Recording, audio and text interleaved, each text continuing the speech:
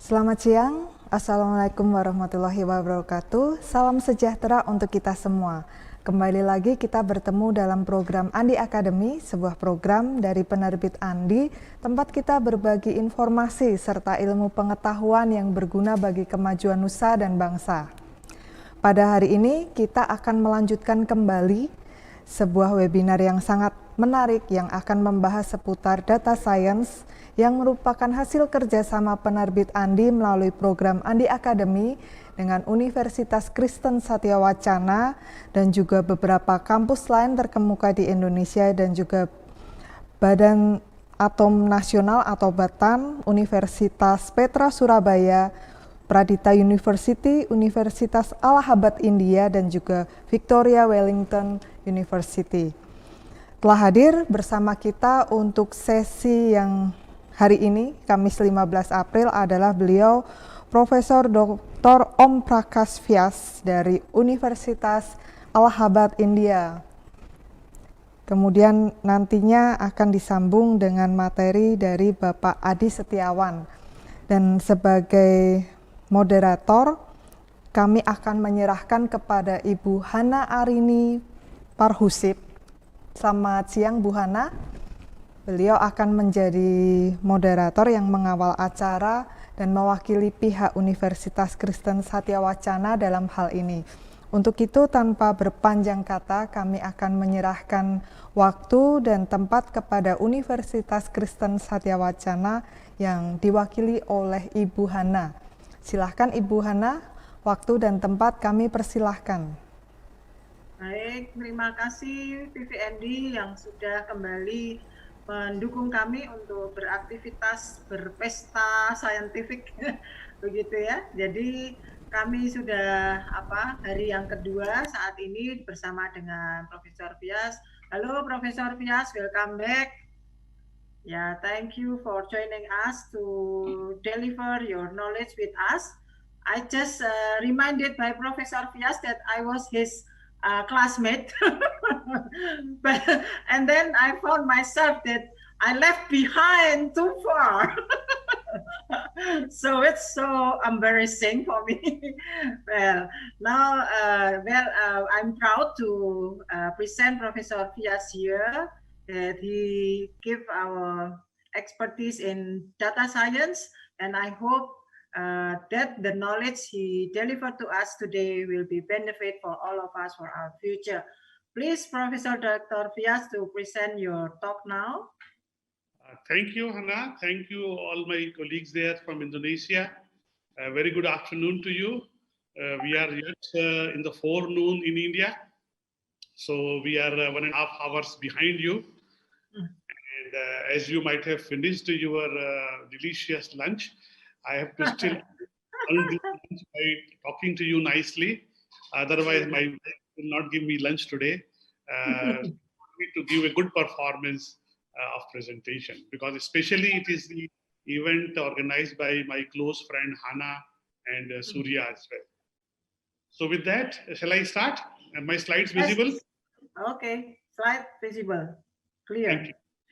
So as you see, I am originally a computer scientist who was also trained a little bit in mathematics. So my professor in Germany, they tried very hard to train me in mathematics, but I was too obstinate and too much towards the computer science. So I remain to be more a computer science person, and I take the data science from both the perspective, because I learned mathematics and I learned computer science closely together.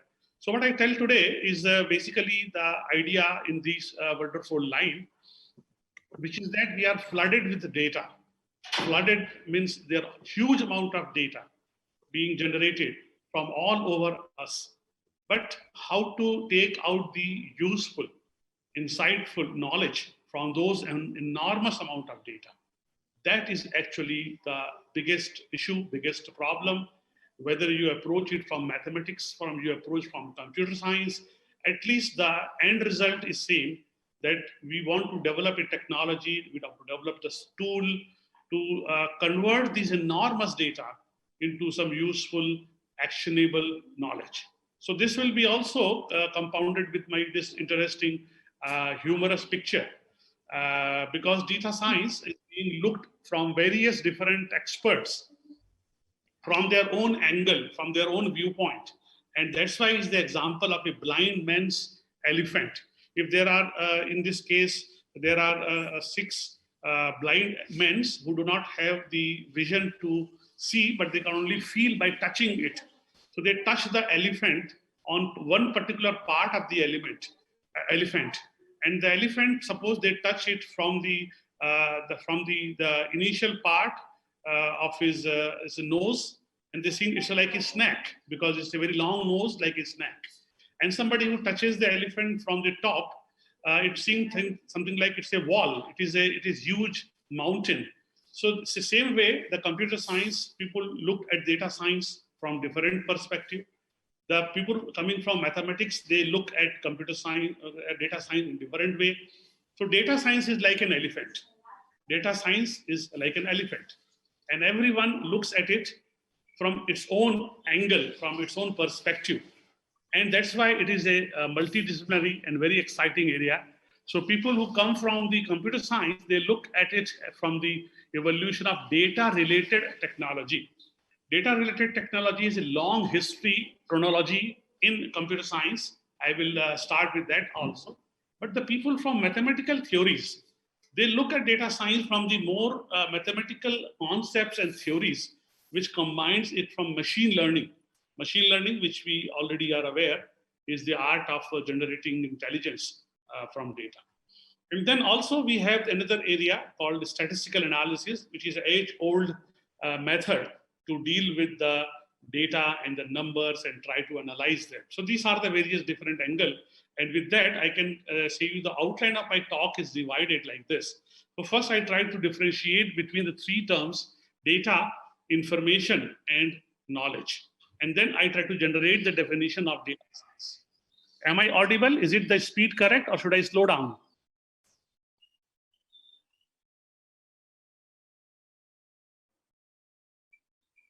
It's clear, it's clear. Thank you. So I come to the next point, and I tell you how the computer scientists look at the data science related technology development. Can you see the chart where I'm trying to define the technology's development from 1960s? So late from 1960s, computers wanted to work in the data related technology, and that was the first attempt to collect the data, and that era was called data collection era. And then I have divided into 3 columns further. First column says that business query. So what was the typical business query which could be handled in those era? So this typical business query will tell you the limitation and capability also for that particular generation of technologies. Next is the enabling technology. So in that era, what were the enabling tools, technology available? And then we say about the who are the companies, who are the product vendors. And lastly, I try to give a philosophical characteristic that what in total we are able to do in those times. So 1960s were very early days. It was like today's calculator, and that was the capability of a computer. And the query, as you can read in the first column, in 1960s data collection. I read the query now. What was my total revenue in the last 5 years? So in 1960s, our computers and technology were very limited, and they could answer some very preliminary question, which today looks to be very, very elementary, and even it cannot, it doesn't require any computer. It can be answered by calculator also. But next came in 1980s data access. This technology was a little more sophisticated, and I could answer something like, what were air conditioner unit sales in Chhattisgarh state last March? This is the state where I'm living in India. So I could ask some more intelligent question that what happened to my last year's air conditioner sales. So this was a little bit improvement as a query answering capability, and the technologies were relational databases and structured query language, SQL, and open database connectivity. And the companies who were enabling these product vendors were Oracle, Sybase, Informix, IBM, and Microsoft. But still the data characteristic as the last column suggests it was retrospective. Retrospective because something from the past only can be answered. We do not have a capability to answer anything more than whatever already has happened in the past. Next came in the 1990s, data warehousing. So you can see the third row. It adds one more query. It says, drill down to Raipur. So from a complete federal state, I am showing the cells data. The technology was capable to even answer the particular city in a zoom basis. I can zoom and focus more one particular city, and that gives me more capability to visualize rather than to add anything as a value.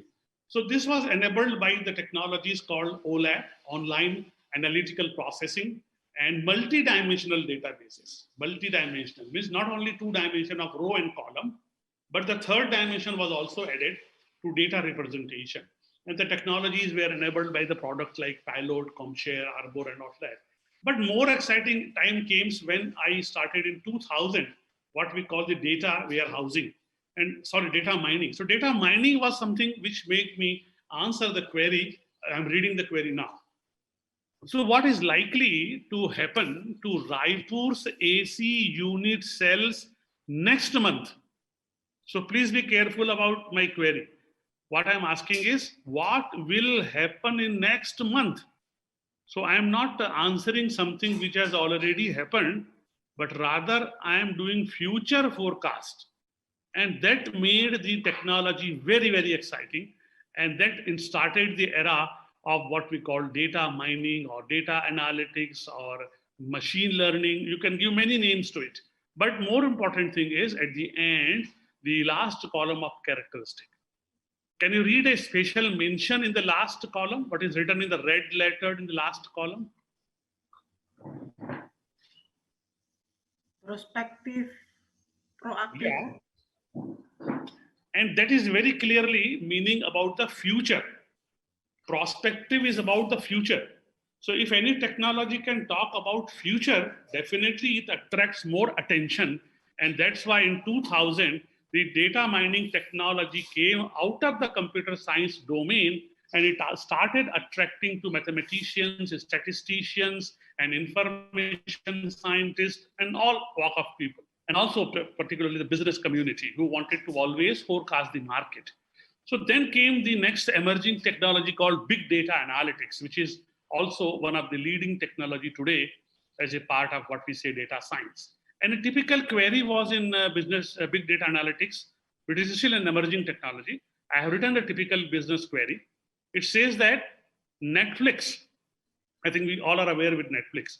So Netflix with 151 million subscribers created customized media shows and content as winner strategy over rivals. So before Netflix dominated the streaming media business, there are many players, many competitors, but they adopted a very intelligent technology of big data analytics, and out of the 151 million user and subscriber, they created a particular profile, a particular customized media shows as per the individual choices.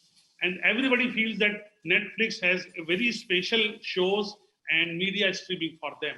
And that made it enormously popular.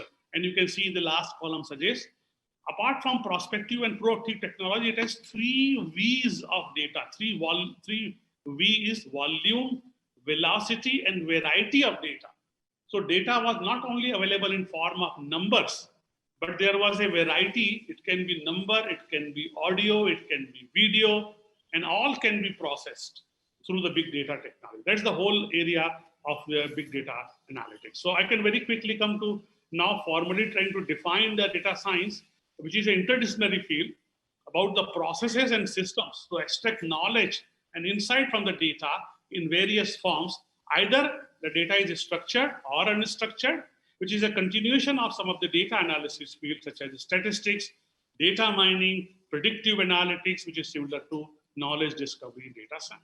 So you can see a typical data scientist. How does it look like? This is a gentleman who has urgent need from the you can see today's laptop and iPads and the mobile phones. Okay. And then the challenge is that he has to understand not only data mining analysis, but also communication. And then he should also know which industry he has to cater. So there are many areas where you can help people in finance and retailers, in marketing, and many more like that. So this is typically way what should be known to him. So we can very easily summarize data science is interdisciplinary subject which has database technology, it has statistics, it has visualization, big data analytics, of course algorithm, data mining, and machine learning. So many fields are contributing so that you become a modern data scientist. So can you see this young beautiful girl? Yeah. So this typically has the capability on 4 different dimensions. She has a strong mathematics and statistics. She has a very good programming capability and database understanding. She understands also the communication visualization, and also she looks expert in the domain knowledge and the soft skills. So a typical modern data scientist will look like her. And I think many of you can resemble to whom she looks like amongst you. So it is typically that why we are looking for data science, because you can see how the evolution of memory storage in last many decades, there has been increasingly technological advancement. You can not only store your data in earlier days in magnetic tapes and floppy and compact disk. Now you are from even pen drive moving to the cloud storage. So capability to store the data has increased. You can store many huge amount of data. You can store huge amount, so you can also do the analysis. And also, interestingly, that our society is leaving behind a digital footprint. They're all, whatever we are doing online, and we all are expressing our attitude, likes and dislikes, our opinion, perspective, everything in the digital form, only adding to the existing data. We are all generating huge amounts of data with everything we are doing. And data with a lot of information, but also with a lot of noise. And that's why the ability to hear the signal from the noise is the key. So huge amount of thing is being generated, but what is the important thing to be captured and what is to be left behind is important. To unlocking the human conversation that is taking place around us is very, very important. And also listening to the conversation can lead us to the important insight and also to the unexpected discoveries. So this is the broad area of data science, which is already, as I told you, has been handled through 3 different approaches or 3 different technology. So can you see the slide with the 3 different technology, which says first one is database management system. As I told you, it started in 1980. Second one was data warehousing, and third one is data mining. These 3 are the major technology jumps which are included as a part of data science related development. So I will very quickly go through them because they are more in the computer science perspective, but just to tell my viewpoint. So first, database management system, as you can see from this column, the first column is a common column of database, which has web logs, profiles, cookies. It went through many processing like data cleaning, and also is supported from external data. And after that, it can be applied by 3 different technology. First, simple SQL query and reporting. Simple SQL query and reporting is actually database technology. Next one is data cube creation, which is data warehousing. And the third one is knowledge discovery, which is actually data mining. So same database, same data set, we can apply as per our demand, as per our requirement in 3 different formats. The first one you can see, simple SQL query, it deals with the table. It also is called as a database management system. So I can define it that way, data, information, and knowledge. So data is the raw facts and figure. And when you process with the database management system, it becomes organized and meaningful, useful information. But information is further processed with intelligent mechanism. The mechanism is incorporate the experience, the domain knowledge and application and definition, they become the knowledge. And that's why the whole process is called KDD, knowledge development in knowledge discovery in databases. So this is a typical database management system example, which is the most popular amongst all around us. We see this application in banking. Whenever you online banking, it is actually database application. When you see the railways or airlines travel booking, they all are the booking software is a database management. There's so many examples like that. But important thing is that database management system deal with this area. Data, the relationship between them, the semantics between them, and the constraints between them. And this field is also called relational database management system. It's one compulsory course in every computer science or information technology bachelor program. So if you get any admits in your data science course, which has a computer science background, it's highly likely that he has gone through this course of relational database management. It's largely based on a mathematical concept called relational algebra. Today, I will not go into much detail, but if you want to ask me the question, I can always answer it. So relational algebra is the basis of this whole wonderful subject, and last line in the slide tells you the software you possibly might have heard. Have you heard this software? Last line, last bullet. Yeah, oracles and MySQL. Yeah. Yeah. So they are more popular implementation of the database management system or relational algebra based system, which is actually a set theoretic approach. It's very, very interesting subject, but essential subject. And my wife, Dr. Ranjana Vyas, she regularly handles this course in our bachelor program. She teaches the relational algebra based information system. And then comes the next technology called data warehouse. Data warehouse is required because we want a separate system. We want a separate data warehouse which captures the past data. Whereas database management system, I'm calling it DBMS, it is actually for a day-to-day operation. So when I'm booking a ticket today in the railways or in the airlines, I'm using this database management system. But I want to analyze which routes between two cities are very good for starting new airlines or for starting new railway, then I will be using warehouse.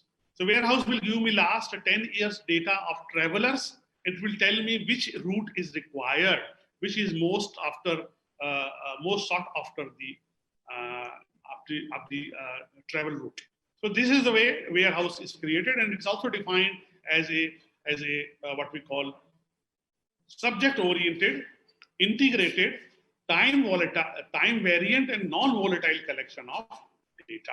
It uses the technology called online analytical processing, and it's completely made up of a architecture like this.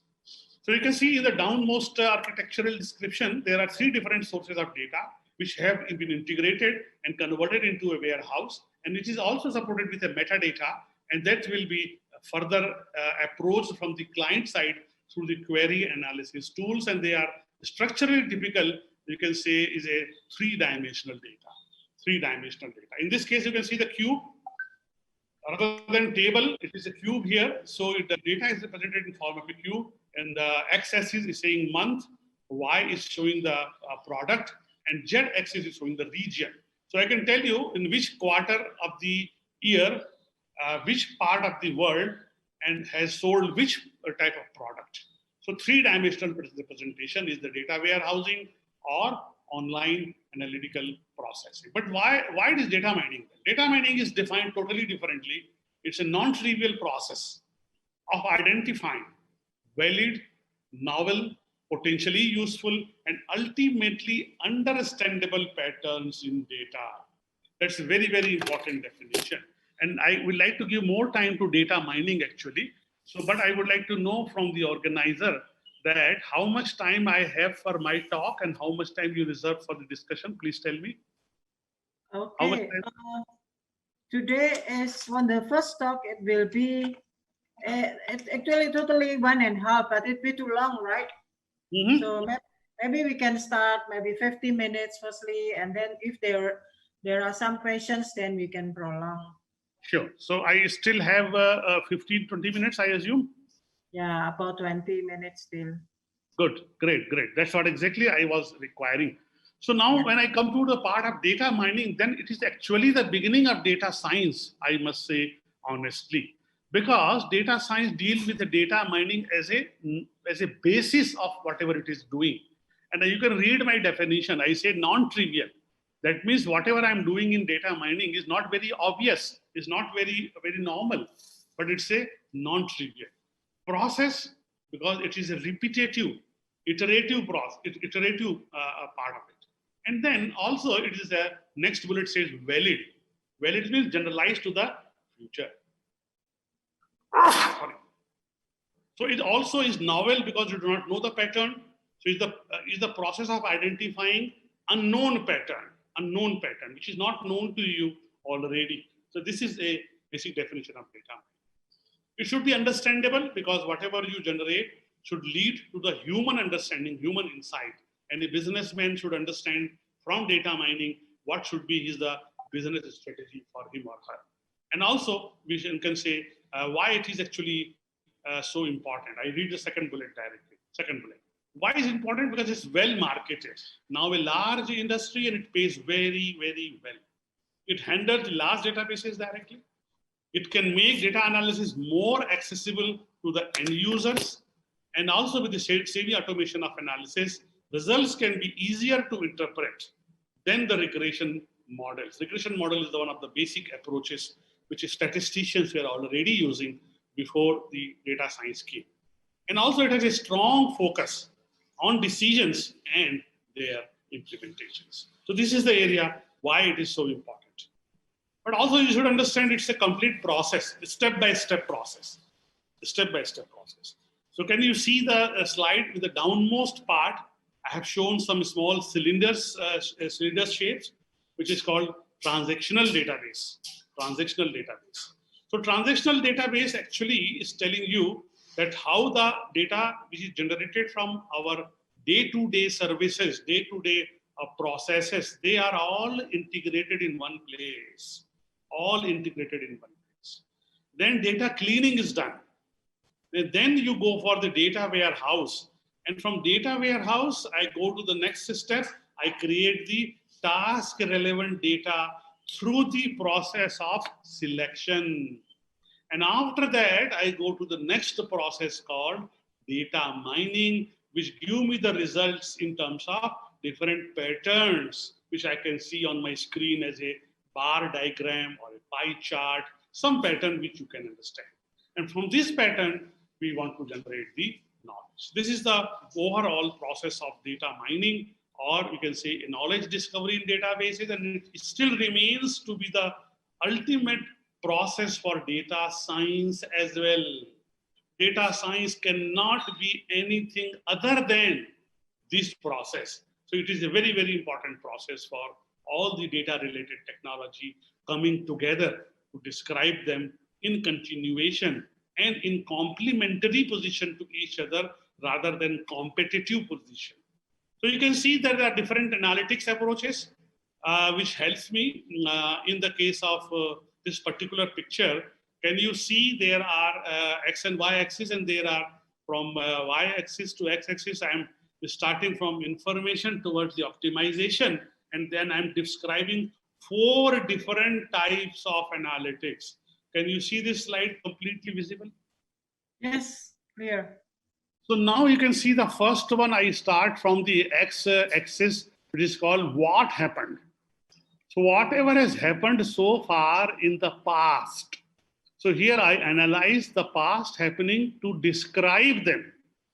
And description will give me some hidden pattern which might have missed my understanding and my knowledge. So first way of, or one way of dealing with the analytics is descriptive analytics. Second is whatever has happened, why did it happen? I want to understand the cause of it. And that's why this typical category of analytics is called diagnostic analysis. Diagnostic, typically like a doctor, diagnosis is done when you are reporting a problem. So the doctor tells you why did it happen. If you are feeling a fever or you're feeling a cough, and is it because you came into corona infection or it is a normal cold and cough, it will be diagnosed. Third stage is predictive analytics. Predictive analytics. It tells you what will now happen. What will now happen in future. In future. And fourth is even advanced one. It is the area of my research now, the fourth one. What is the fourth one is saying? How can we make it happen?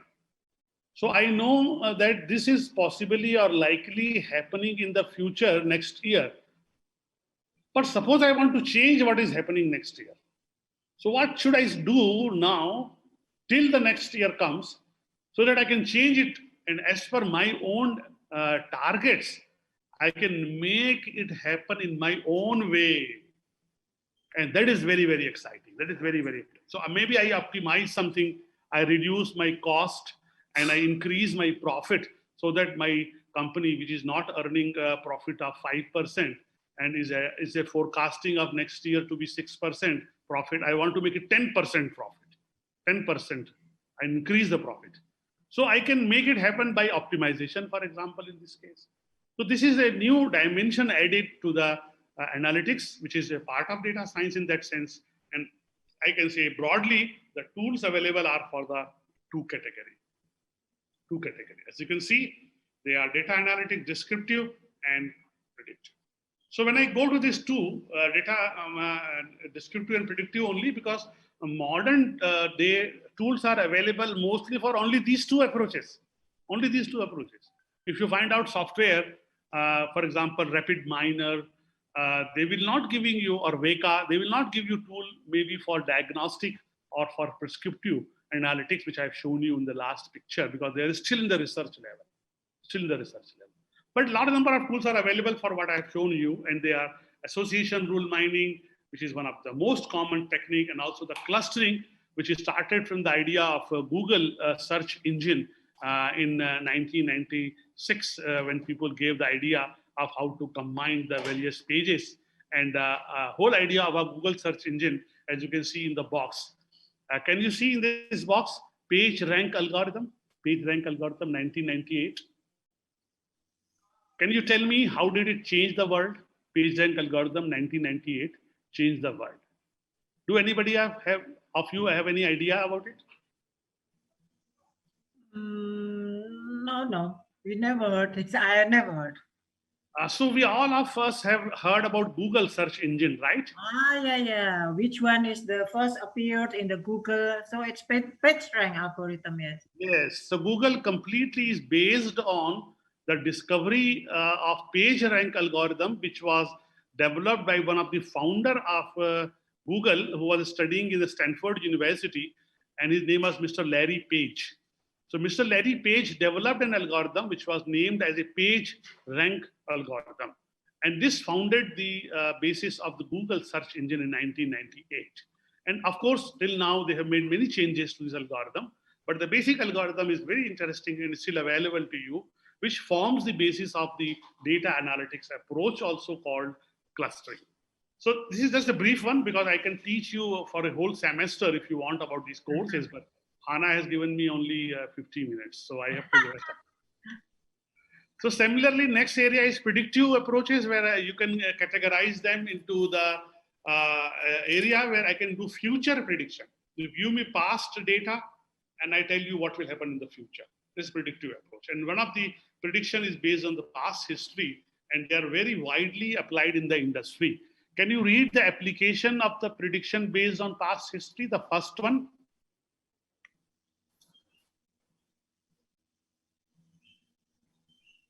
So it says that predict if a credit card application poses a good credit risk based on some attribute like income, job type, and age. So sometime I want to make a new credit card customer, but I do not want the new one, to become a credit card defaulter who is not paying me the money after using my credit card. So I do not want to take any risk. But how do I know? How do I know when I approach a new person whether this person will be a good candidate and will pay me the money, or he will be a defaulter, or he will be a risk and will not pay me the money? So I can do this by the past analysis, and a past analysis may tell me that these are the basis on which I have found in the past that generally a middle-aged people with a good permanent job and respectable position in society will not become the defaulter, or will not be become something a bad customer and not pay me the money. But the young people who do not have the job, permanent job, and who are very careless, they may become the bad customer and convert into a what we call a credit risk. So I can, in some extent, I can tell you about every new customer which you want to admit into credit card customer, whether this customer will be in future a loyal, good customer, or it will be a risky proposition, that I can tell you with the base of predictive modeling. So there are many approaches. I don't go into detail just because Hannah is not allowing me. Similarly, there are application in descriptive patterns, which has always association and clustering as a basic approach, which does not say anything about future. It doesn't say anything about the future, but it tells you about whatever has happened in the past and why it has happened in the area of causation. What has caused which happening. So these are the two approaches, and the association rule has a very wonderful application in market basket analysis, which is providing the customer purchase pattern. I can tell you from the customer basket like this, that what people are buying in a group, what are the group of items which are most likely bought by the person, and accordingly I can plan my discounting policy. Accordingly, I can plan my shelf space in the supermarket arranged, because I know if somebody is buying bread, he might be also going to buy butter. So I want to put them together so that they buy immediately, because if I buy bread and the butter is placed very, very far from this counter, this shelf, then maybe he forgets to buy. So that's the many area. One of them is market basket analysis, and then comes the important area of the projects. Data mining course or data science course is incomplete without the project. Whatever amount of theory, whatever amount of research you want to put them into, unless they perform a real project, the course will not have the potent, the power. And that's why you have to always go to some important websites, some important portals, some important platforms, which always encourage you to do the project. So one of them is one of the most famous one, because the whole area of data mining started in 1995 with the data mining conference. And then they are putting it on the internet, many tools, data sets, freely available for academia and industry. So one such field is called KDD, which was also called University of California, Irvine, UCI KDD archive, which has a online repository of large data set, which encompasses a wide variety of data mining type, analysis task, application area, and they are freely available algorithms and also the results. Next important development in this field is called Kaggle. Kaggle is an online community of data scientists and machine learners offering data mining professionals an open platform. So it is more advanced than the machine learning repository of UCI, because obviously, as you can see in the fourth bullet. On 8th March 2017, Google announced that they were acquiring Kaggle. So Kaggle is now part of Google from 2017. It's become a very, very powerful platform for all the experts from this area to share their expertise, to learn from each other, and to also use the real life field data, which is very, very important. So this will be also one of the area you should be always look at. But importantly, data mining can not always be on the number. Data mining can be done on different kinds of data. It can be text data, it can be image, it can be file, it can be video, it can be any damn thing which you can imagine. So structured data to unstructured data, relational data in the table to no SQL data in different formats, image data, audio data, video data, all sort of data is under the purview of data science. So data mining largely confines to the numbers and tabular forms of data or the structured data. But when the data is not structured, then you have to look for more tricks, more techniques, and here comes the role of data science or data scientist. They also deal with what we have written in the blue word in the down: syntax, semantics, context, and pragmatics. And they also involve the experience. So data science will require all these things for the correct interpretation. And that's why data science is more than data analytics, more than data mining. Similarly, the area of research for me and my wife, who's also assistant professor here, is called semantic web and the graph data. Semantic web and the graph data.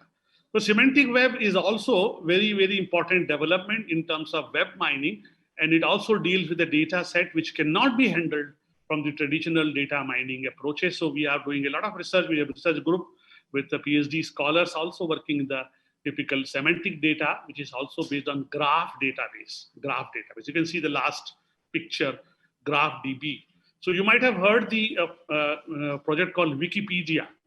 How many of you have heard the Wikipedia? We heard, but we never joined that one. So don't be afraid. I don't ask any question from how Wikipedia works, because that important thing is that Wikipedia is now converted into DBpedia, databasepedia. So Wikipedia is largely collection of documents which is being edited by or moderated by and read by people, but these are only documents. And documents you cannot query, you cannot ask question. But database you can ask a query, you can ask question and get the answer. So a very important project by the German researchers have converted the Wikipedia into the graphics and the graph database called DBpedia, databasepedia, which is now able to answer the semantic web part of it. It's a research area. If you're more interested, we can always combine and jointly do our researches in this field. It's mostly based on graph databases. But now I come to some questions. Now, please try to answer these questions. Of course, I will not categorize you pass or fail. I just wanted to ascertain our understanding. So my first question is, data analytics is not different at all, but it is a subset of data science, right? The opposite. The opposite. So you think data analytics is a bigger domain and data science? Oh, yeah, no. Yeah, data analytics is a subset of data science. Yes. Very interesting way. So of course, data analytics is not only limited to the subset, but data analytics now exists as a part of, you can see most data science project, but data science is more than data analytics. Data science in general means many more activities which are not part of the traditional data analytics. What are those activities? How exactly data science is different then?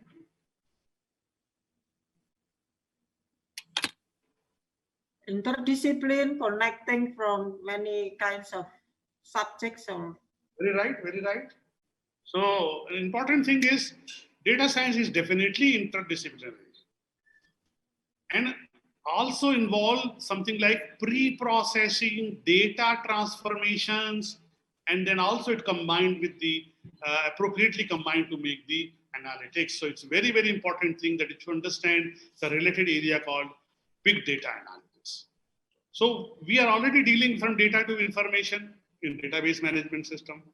We already handle the data warehousing, which handle the data visualization in multi-dimensional cube and all that. We also saw data mining generate knowledge and insight. So why do we need big data analytics? What actually is big data analytics? Any answer? 3 V's or 5 V's? The volume, the variety, the... Sure. 3 V's are very popularly, or 5 V's are very popularly known. But my question is something different. I just wanted to ask you a simple thing, that if I'm already working in data mining system, using so many techniques, so is data mining only a very large data handled? So eventually, if I keep working on my data mining technology, will it not become another area called big data analytics? So my last question here, does data mining has another fancy name as big data analytics? So can I grow to a data analytics, big data analytics? Can data mining eventually grow? So if I keep working on data mining and add more technology, will it automatically become a big data analytics? Second, data mining automatically grow into big data analytics? Yes or no?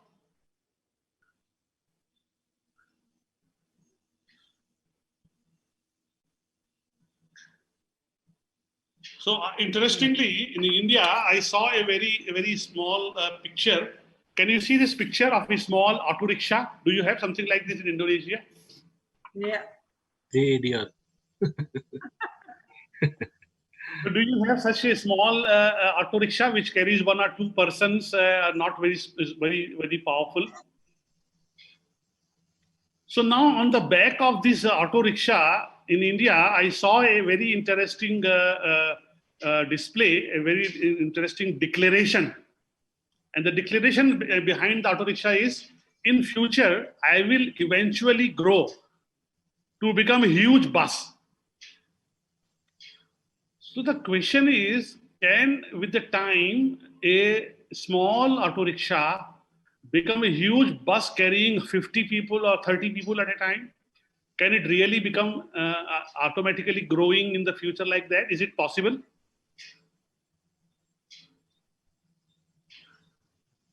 So same question can be answered with the same answer, that data mining eventually grow to be called big data analytics? No.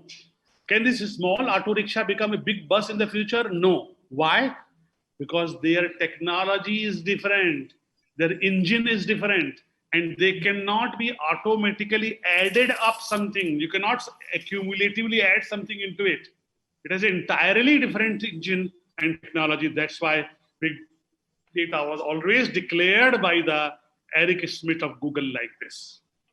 It says from the dawn of civilization until 2003, humankind generated 5 exabytes of data.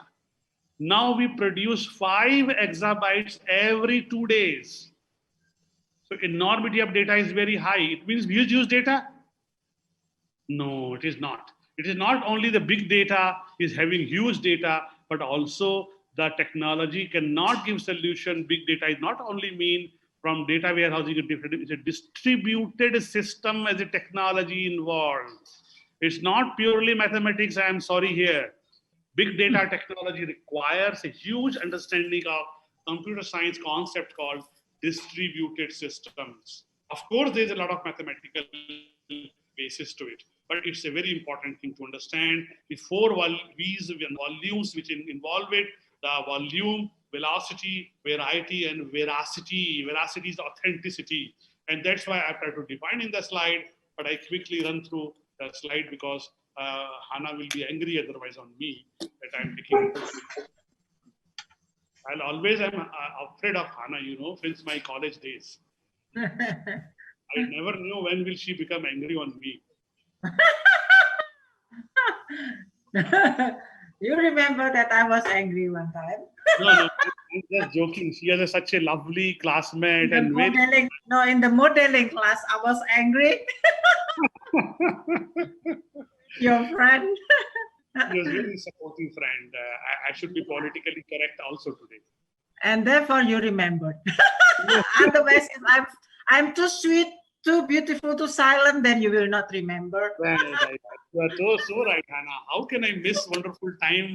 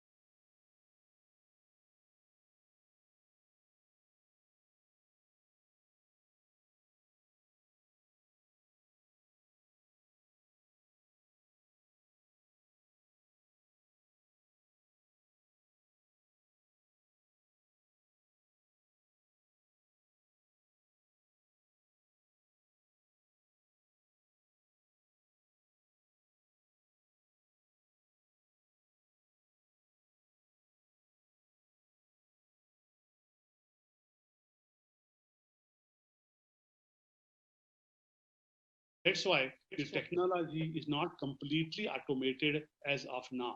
They require the human intervention along with the artificial intelligence, along with the machine learning. They still involve the domain expert to transform from data base to the knowledge. All right, lovely. Thank you. Professor, yes, I have another question. Please. May I? So as we know that we study together, so about for example fluid mechanics, about numerical analysis, about partial difference in equation, and so on and so on. And you go to the computer science. I went back to Indonesia to teach physics and also a little bit mathematics and astronomy. My question is, if we start with this poor mathematics, fluid dynamics, and so on, numerical analysis, and so on, that we know already, in what points you will hire this guy to come to data science? Okay. So it's very interesting question, because I had now my current collaborator in Germany who is from the optimization, who works in operation research. So I have first-hand experience of operation research or optimization people also. Then I will come to the numerical solution for PDE and the numerical solution for ODE if you are interested. But let me share the first experience with the optimization people, that how they are using the machine learning or data science. So what happens in optimization theory, there are many algorithms and many approaches which is based on heuristics. Many times they have some constraints, some numbers who are, for example, small k or small c, which are fixed numbers, 0.8, 0.3, and then they try to generate some answer, some approximate answer. So in the heuristic areas, the machine learning has done very good job. So in the heuristic, they can rather suggest from the past data or past happening that what number will be rather more accurate in terms of heuristics. So there's a huge amount of research being done in supporting the metadata of the main operation research data which you are handling, and or the theory or the constraints which you can always apply. So these are the areas where the data is very well supported with the past happening, and it is one straightforward database approaches. But in the theoretical side, when you see the big data analytics theory, then the lot of development from the experts from partial differential equation and numerical differential equation. They have organized a very wonderful workshop in Kaiserslautern around I think maybe 3 to 4 years back. Professor Neunzett also was aware about this workshop, and they at the research level they have connected the two theories, the theories of big data analytics or data science with the theories behind the numerical solution for partial differential equation and partial ordinary differential equations. So there are definitely research level connections between them, which unfortunately I am not working these days, because the job already is too much with the industrial and business data to be handled and to be processed as a project, so that we do not get time to go back to this theory. But I think you can definitely talk to Professor Neunzett on this, and he can definitely answer better, because he's a much wiser person in terms of how the classical theories of differential equations solution can be connected to. Okay, but I have my own view. According to my experience in data science, so it is not necessary to know the equations of, for example, Navier-Stokes equation or Fick's law and so on. But if we have enough data about this flow, so data scientists can do something maybe much better than who can solve the Navier-Stokes well. So we have to combine this, yes. Completely depend on people like you who has a deeper understanding of Navier-Stokes theorem or wave equation or heat equation and solving them through numerical methods. And when you learn the basics of data science or data mining, possibly you can generate a interdisciplinary area more effectively rather than what I can suggest you. So rather, I look forward to your experience in this field.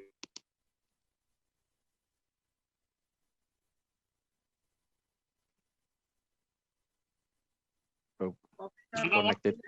Waiting for Surya's further experience and experiment in data science in PDE's Navier-Stokes, right? Yeah, that will be great.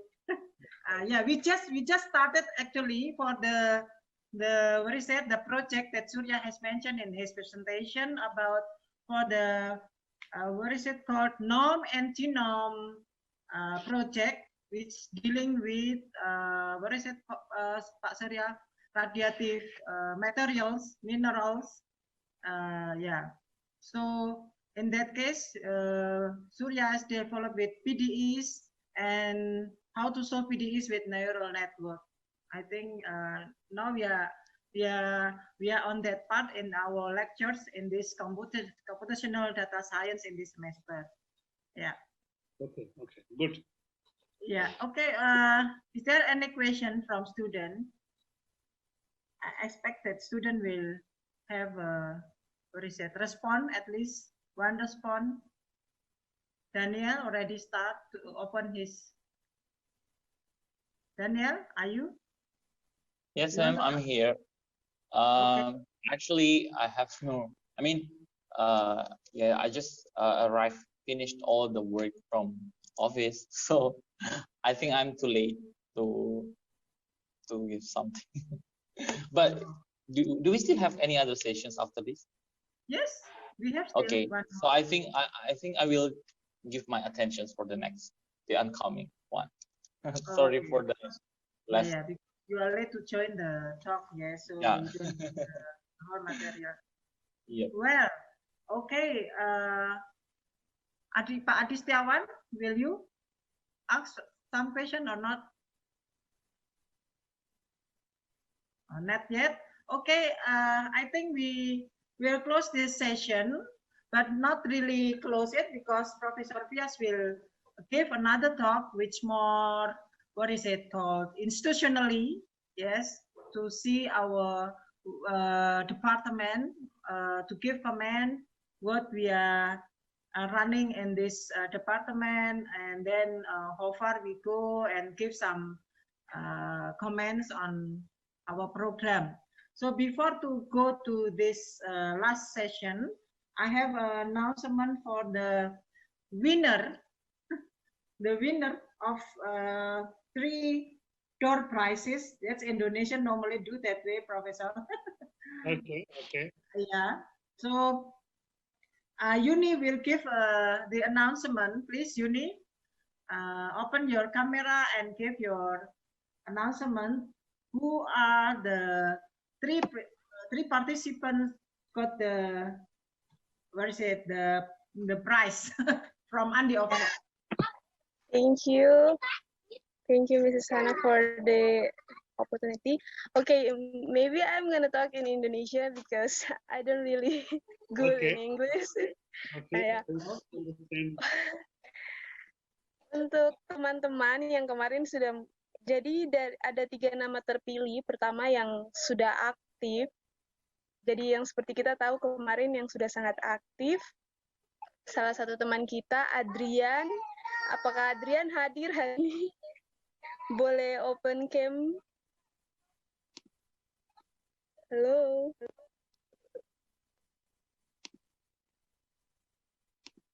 Uni, you have passed the English course, so you should talk in English. Pak Tunjung said. Iya.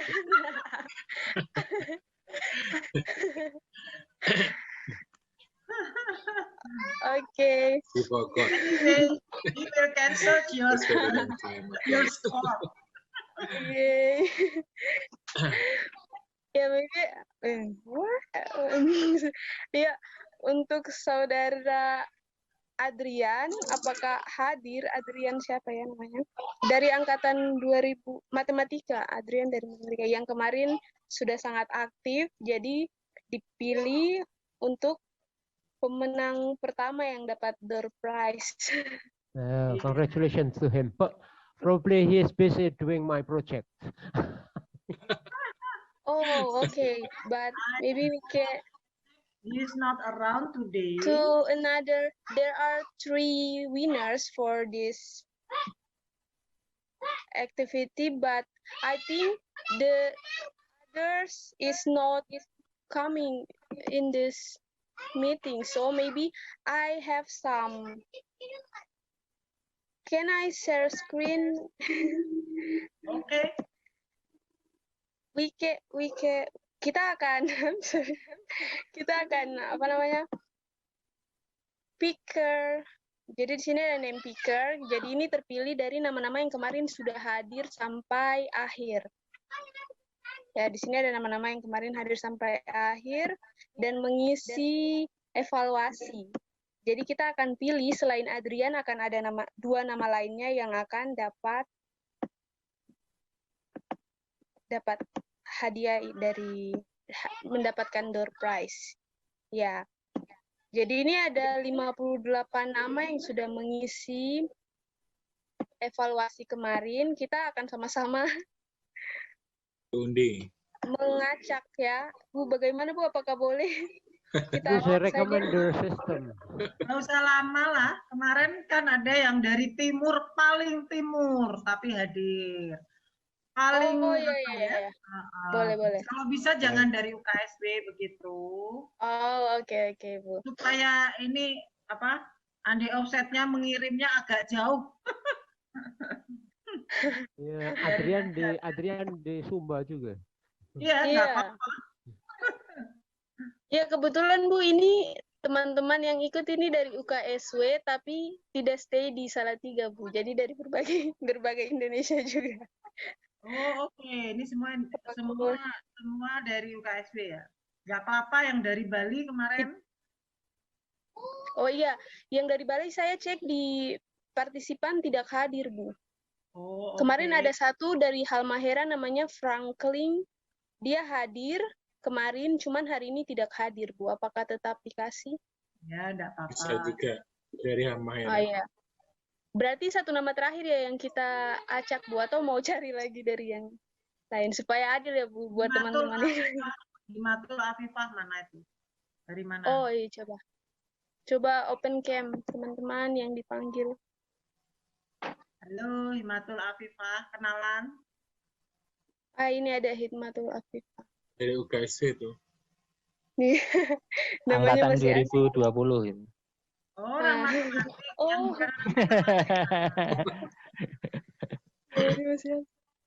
Yang bukan orang matematik ada? Sudah disebut jadinya kecewa, nggak dapet. Nah ini nggak jawab kok dia, nggak jawab. Himatul Afifah. Atau lomba menyanyi dulu. Halo Himatul Afifah, are you there? I'm afraid that she is putting. Ini ada yang dari Papua selain saya dan Happy, namanya orang Papua sekali, apakah boleh? Boleh. Terus sampai ke timur. Ada nih Bu, namanya Marta Rumbarak. Oh ya, bagus. Apakah ada?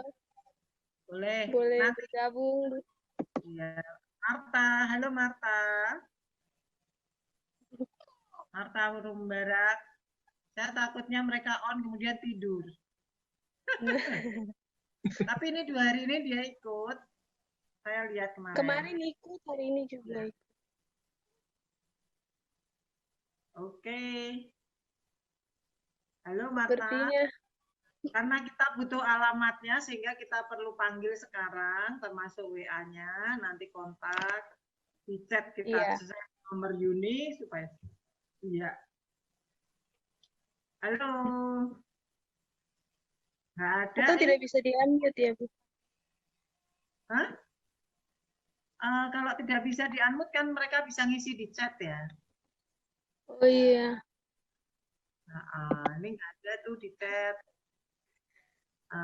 Ada udah bisa unmute kok. Tadi menurut ini bisa unmute. Oke. Tidak ada cancel. Cornelia Avalin mana? Halo. Atau yang mau on cam silakan. Harus on cam dong, paling tidak kelihatan nih anak-anak sekarang. Supaya nggak lama-lama yuk.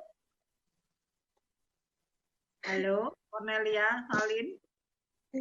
Kalau door prize-nya dari dosen pasti semangat tuh. Ini dari Andi Offset loh, paling keren se-Indonesia Raya Merdeka, bahkan sampai luar negeri kita bisa kontak dengan India, dengan New Zealand by Andi Offset. So ya, terus kita bikin repot mereka sedikit supaya ngirimnya jauh. Begitu. Halo Cornelia Valin, are you there? Enggak juga. Xavier Renaldi, Xavier, just rame-rame kan. Aku tertarik nama Generosa. Generosa anak mana? Halo, supaya nggak berlama-lama, what time is it now?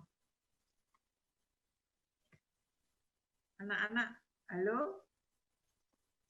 Nggak ada tuh, gimana tuh? Matarum Barak juga nggak on? Benyamin Rumbarak, betul ya? Ini mereka dipanggil nggak ask to unmute. Vers mana Vers? Halo Vers, bisa ndak unmute? Vers, ini nggak akan bisa dikirim kalau mereka tidak memberikan alamat ya, gitu. Sehingga kita bertanya sekarang, no, sudah ada 3 yang bisa dikontak enggak ya? Belum ya? Krisanto Rojit,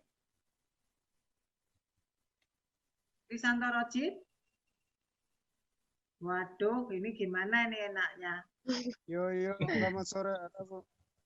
Oh ada, ada Krisanto. Krisanto Rodrigo ya, Bu. Tanya dong. Iya, Bu. Oke, on cam dulu. On cam dulu. Terus? Iya.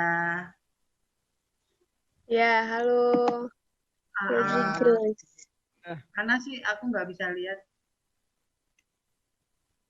Mana ya? Halo, Krisanto Rodrigo. Ini di mana nih? Ini di Timur Leste, Bu. Oh, di Timur Leste. Ini lebih luar negeri. Oh, senang sekali bisa bertemu.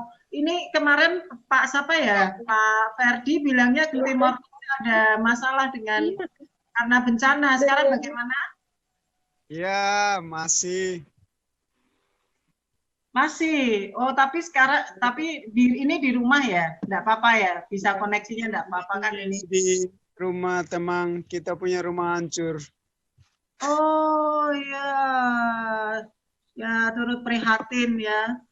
Hancur ya, semua. Pemerintah udah menolong pemerintah di situ, sekitar situ? Masih dalam proses, Bu. Baru diambil, ya baru diisi formulirnya. Oh begitu ya, aduh sayang sekali. Terus nggak bisa kuliah begitu ya? Nggak bisa kuliah, nggak ada kuliah? Bisa, tapi ini masih masih dalam mengambil data. Oh, aduh sedih sekali ya.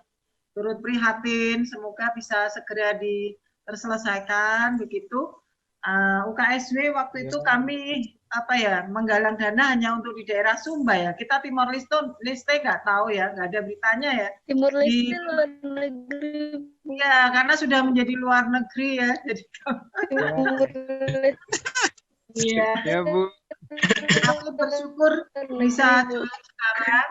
Untuk itu mohon entah gimana caranya ini Andi Offset nih yang tanggung jawab untuk mengirim sekalipun kecil tapi paling tidak bisa menjangkau Timor Leste nanti mendatang Andi Offset akan di Timor Leste lebih hebat lagi, begitu ya.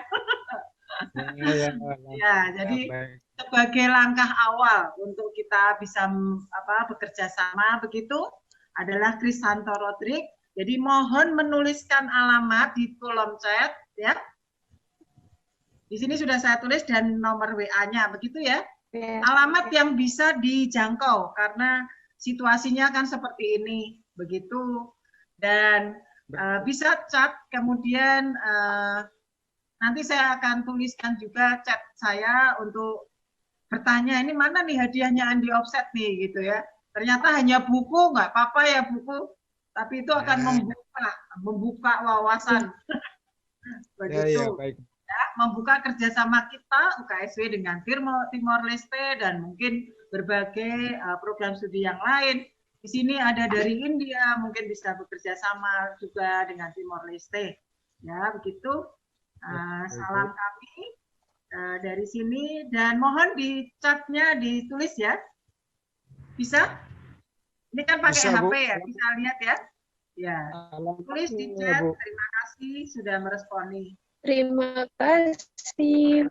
Ya, Bu Hana ini karena Marta Rumbara kamera dan mic-nya nggak bisa, tidak bisa dibuka. Apa? Yang atas nama Marta Rumbara. Saya tadi maaf namanya ini tempat saya ini sedang membangun sedang potong rumput di luar. Jadi suaranya masuk enggak? Itu Bu di kolom chat ada. Halo. Oh, kenapa? Halo Bu Marta Rumbara kamera dan mic-nya nggak bisa. Marta, halo Marta, mana sebentar aku cek ya. Marta, halo Marta. Oh ya, oke. Aku ask to unmute. Marta Rumbara, halo. Oke, halo.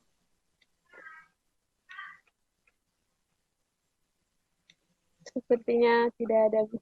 Wong mic-nya nggak bisa juga kok. Mic-nya nggak bisa. Udah bisa. Halo Marta, please open your cam. Marta Rumbara. Aku udah ngomong teriak-teriak nih. Kamera dan yang bisa. Halo Marta, tolong dibuka kameranya. Bu Hana, jadi Marta tidak bisa membuka kamera dan mic-nya maupun mic-nya. Saya tidak tahu masalahnya apa.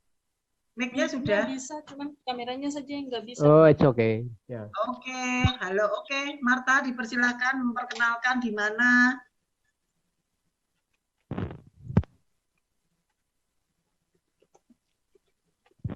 Halo Marta Rumbara. Di Salatiga, Bu. Oh, di Salatiga. Ini kayaknya yang dulu Papua Community itu ya? Iya. Oh gitu, terima kasih sudah ikut join bersama dengan kami. Begitu, dari fakultas apa ya? FKIP. FKIP jurusan? Keguruan. Oh, keguruan. Jadi mohon tulis ya, alamat ya. Ya dulu ikut kan ya, waktu webinar? Alamat dan WA di kolom chat. Baik, Bu. Ya, terima kasih sudah join. Apa tadi jurusannya? FKIP? PGSD, keguruan. Oh, keguruan. Bisa mengikuti? PGSD. Enggak. Ya, PGSD. Oh ya, luar biasa bisa join dengan kami. Terima kasih. Membuka wawasan begitu ya. Nantinya semoga ada banyak section data science di edukasi loh, di pendidikan. Banyak sekali.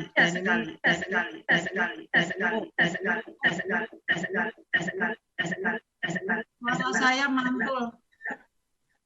Kenapa rupanya?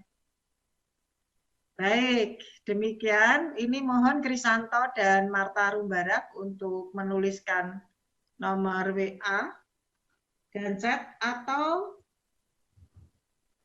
ya atau apa namanya? Saya berikan nomor WA-nya Yuni bagaimana?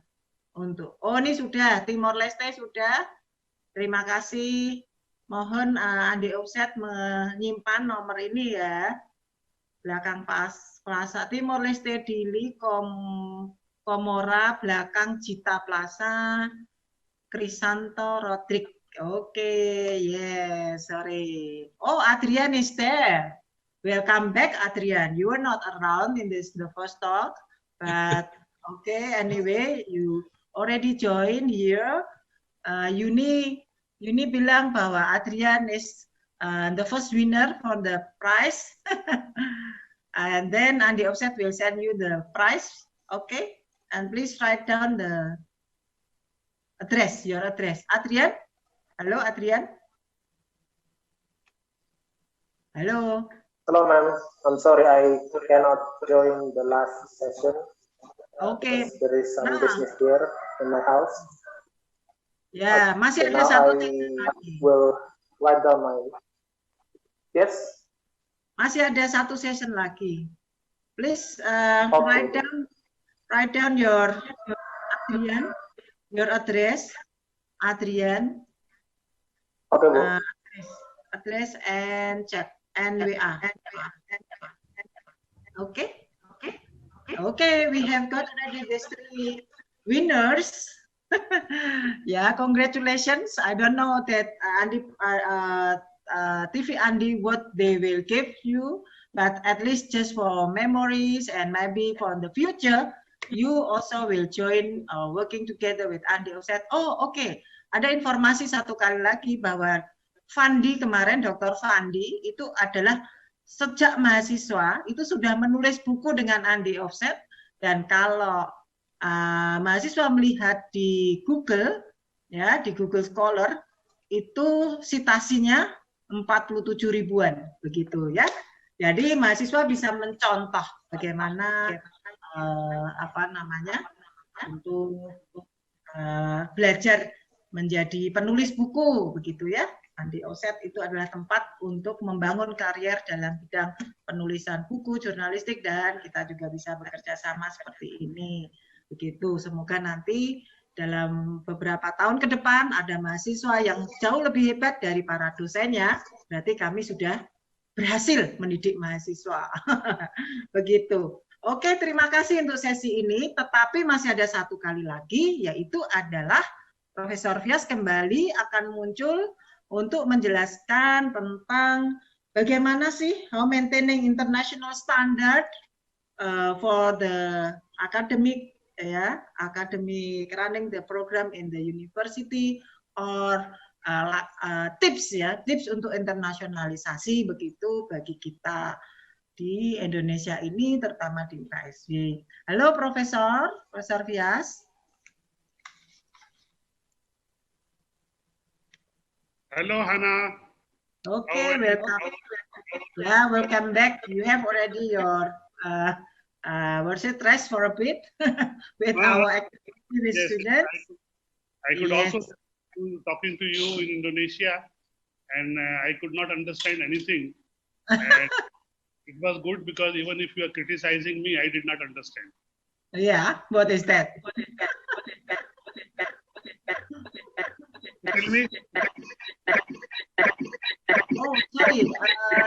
Buana ada noise.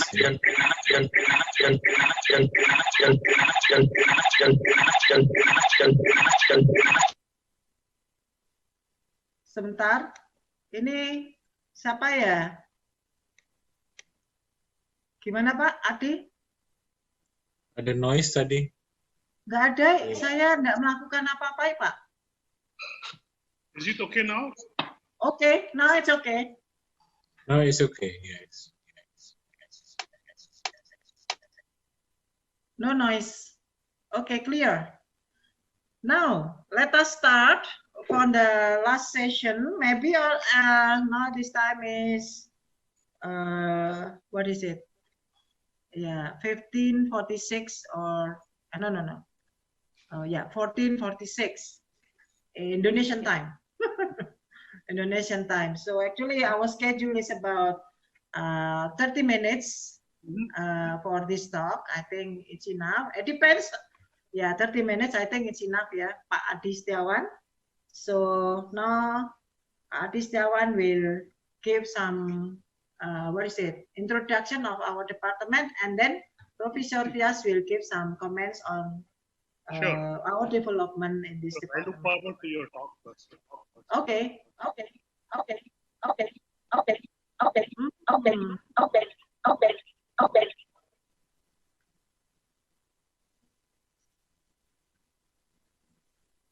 No, it's okay, Pak Adi. Okay. Okay, thank you for the time, Dr. Hannah. Good afternoon, Professor Fias. Good afternoon, sir. Thank you for your time to present your project and also your knowledge to our department and also our students.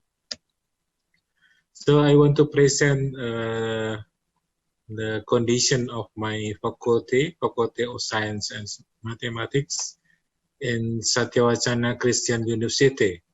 We call it in Indonesia Universitas Kristen Satya Wacana. May I share screen? Yeah. Okay.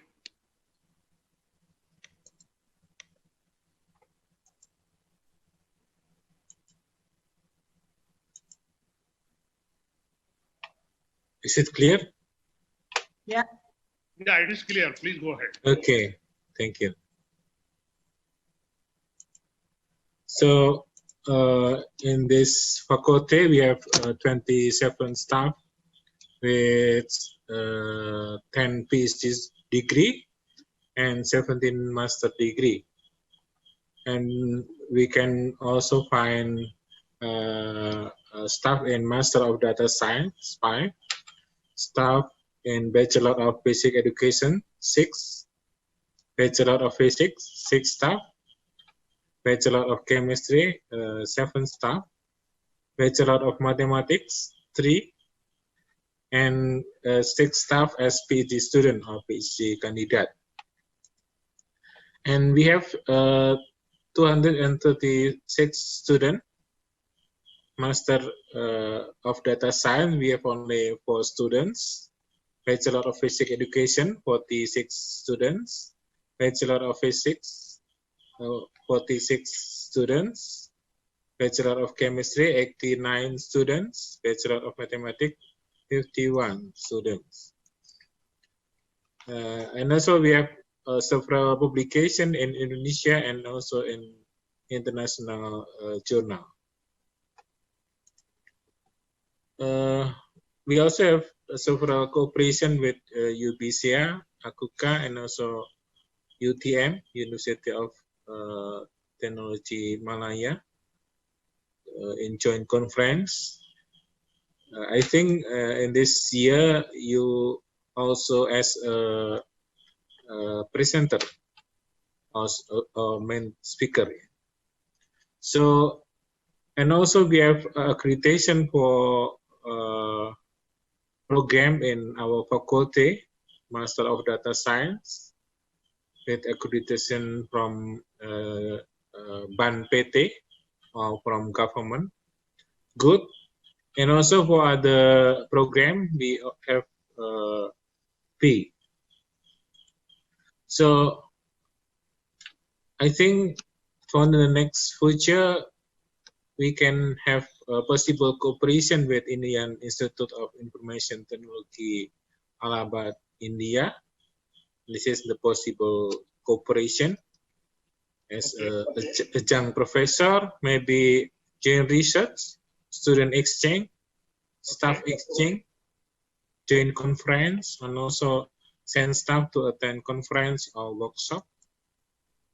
And also, especially for Master of Data Science, and we can, I think Hannah have already sent you curriculum for Master of Data Science. Yes, I received it. Yes. So, is it a good curriculum for Master of Data Science? And Yes, it is a we good only have 5 lecture. Maybe on the next future we have more staff. And also we have only several academic staff for laboratory, maybe 1 or 2, not many. And we still develop the laboratory for computer science and also for data science. And we only have several students, not many. So we hope for the next future we have many students. Our student can have internship in your place, maybe. Joint publication for our student and also for our staff. Maybe also have a patent and intellectual property rights. And also, of course, we have many citations for our publication. That's it that I want to present to you. Thank you for Dr. Hannah as a moderator.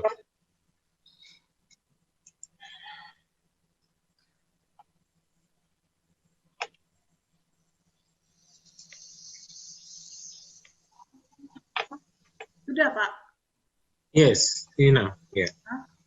Okay. Yeah, that's the overview of our department. So maybe Professor Fias would like to have some comments on that. Okay, Hannah, first of all, I must congratulate you and the department for starting this data science course, which is a very future-oriented discipline and a truly multi-area, multidisciplinary field. And I also wanted to know, first of all, that what are the eligibility conditions for getting admission into the Master of Data Science? What background this course is available? Please tell me. Yeah, the backgrounds for the students who can enter the program, Exactly. you mean? Exactly. Yeah. So we expect students, of course, from mathematics, from physics, from engineering, from data science, computer science, system informatics, and economy also, they may join the program. So it's not really strict to the mathematician. Okay, okay. So is it also open for computer science bachelors? Yes, of course.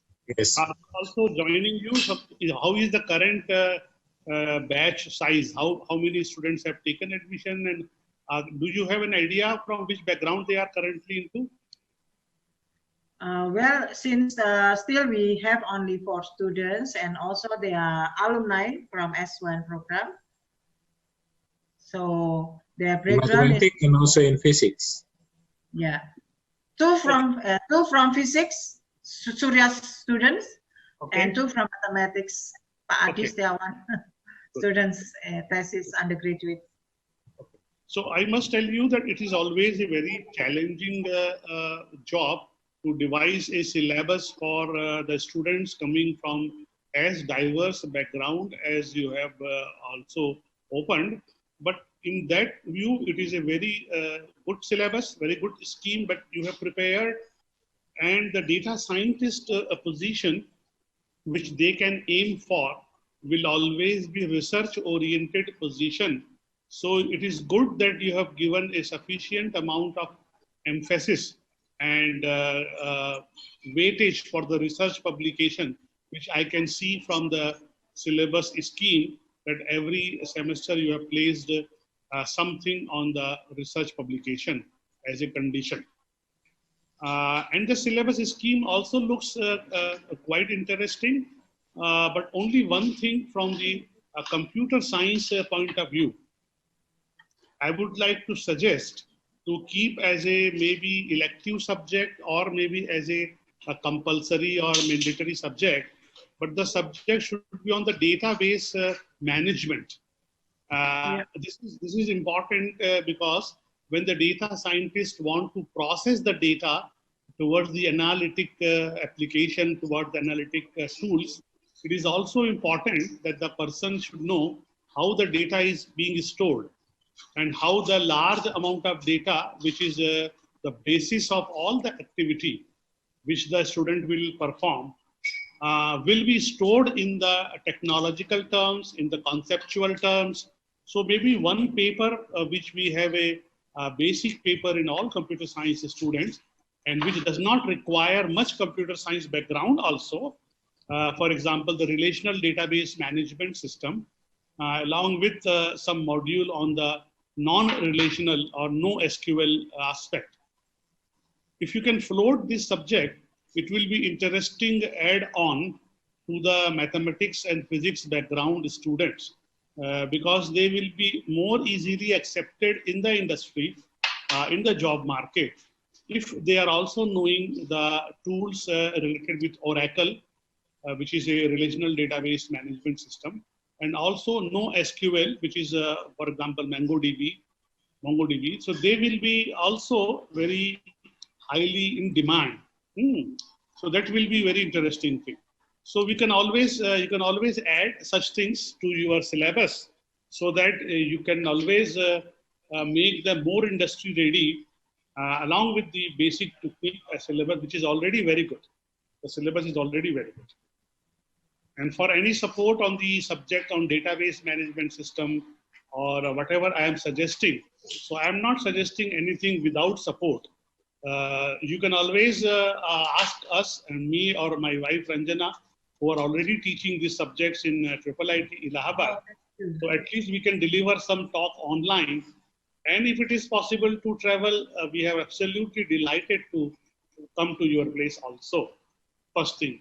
And second thing about the proposal of academic exchange.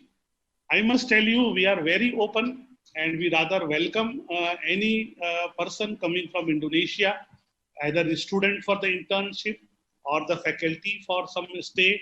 And we provide all the local support in terms of the stay, accommodation, and foods from our side. Absolutely no problem. We have very huge campus with very well-built guest houses, student rooms, and also the research groups are very cooperative. So whenever the travel restrictions are removed, the exchange amongst ourselves will help more in developing this program, not only as a suggestion, but also as a technical support from IIIT Allahabad. And I have also talked with a couple of more colleagues from my university about your program. And they are also saying that they are ready to accept students also if they want to come for internship. And their stay and arrangement also can be done from our side if they want to come to IIIT Allahabad from the period of, say, 1 or 2 weeks to even few months. We have no problem. We openly welcome the cooperation. Well, thank you very much. That's the one that I want to ask. I want to ask whether that's possible. Well, I want to inform you also that the one, Mr. Mahatma, the one that asking for you the question, he was actually with a computer background in his degree, but now he's also taking the S3 program. What is it?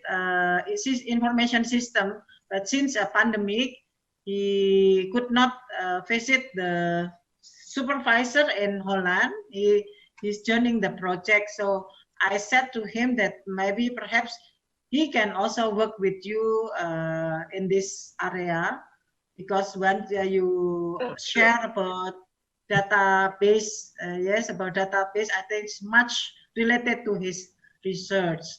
Sure, and, most welcome. Yeah. And also for mathematics students, we encourage also actually the students to have international collaboration, though only period, but I think we'll give them improvement, and they have a bright future, how to deal with international jobs, I think, in the future. Yeah.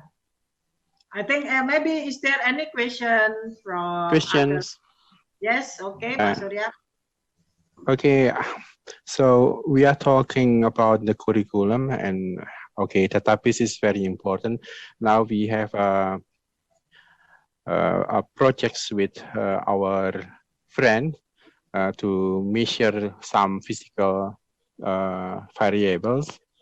Yeah, we need many sensors and also many, for example, Raspberry Pi So we create a set of sensors, and we will place that sensor in several places. So in this case, we are not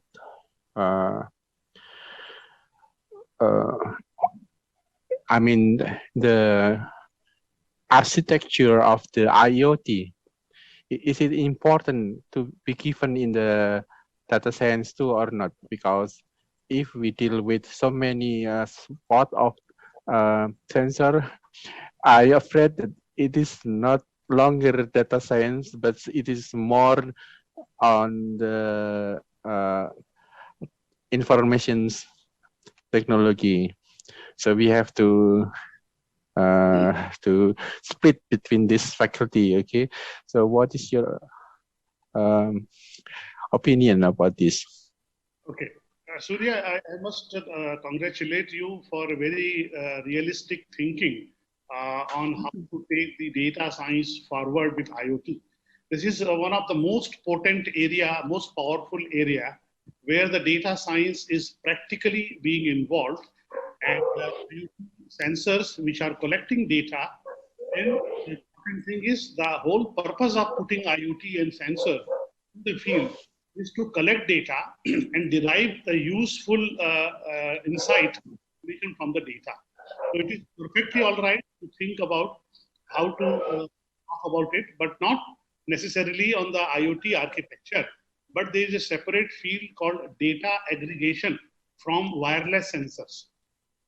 So when you talk about data aggregation, then it itself tells about what are the different ways in which the sensor are placed on the field or deployed, and a term called sensor localization, WSN localization. So to identify the various sensors in different geographical location, and then start collecting data from them, which are something like a distributed environment and multiple sensors to communicate the data to one source. So I have a very good friend of mine in IIIT Allahabad, who is a specialization in data aggregation collected from the sensor, from the IoT. So if you want anything, any syllabus or any technology to be developed precisely for the IoT sensors, IoT boards, who will be deployed and who will be generating the data, and the data processing is required, I can definitely connect with him. Professor Manish Kumar, he's my collaborator also in many such projects.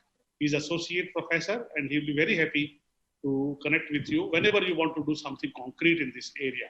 But please go ahead with this idea of talking about the wireless sensor node as a background and what we call mobile data management. We call in our university, a full semester course is running, full semester course called mobile data management. And the I can. Okay, thank you. Okay. So Surya, you will have a lot of work in this. Okay, I just buy a new Raspberry Pi now. Usually I work with Arduino, but now I think with data science students, we cannot go very far in electronics.